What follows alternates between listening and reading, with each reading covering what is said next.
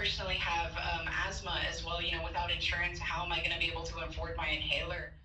Hi, Ashley. It's Greg Casar. How are you? Doing great. Thanks so much for taking the time to speak with me today. Do you want to talk to me a little bit about your concerns about what's happening right now in Washington, D.C., what it might mean for you and your family if your healthcare premiums were to double because the Republicans in Congress choose not to extend the Affordable Care Act tax credits?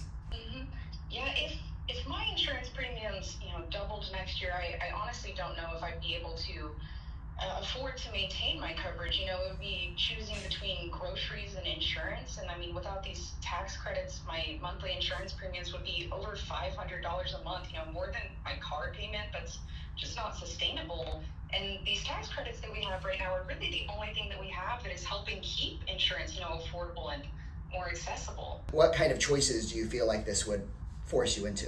Yeah, it would definitely be, the choices between groceries would be a really big one. I don't know how I'd be able to juggle that.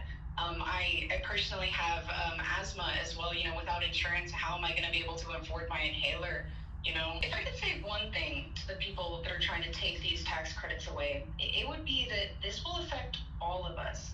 These are your friends, these are your coworkers, these are your neighbors, this is your family. These are the people that you see every single day that are losing their health insurance. And I mean millions of people.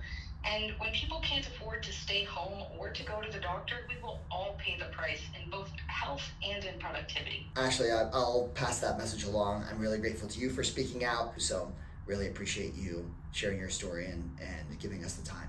Of course, thank you so much again, and thank you for your hard work representing us.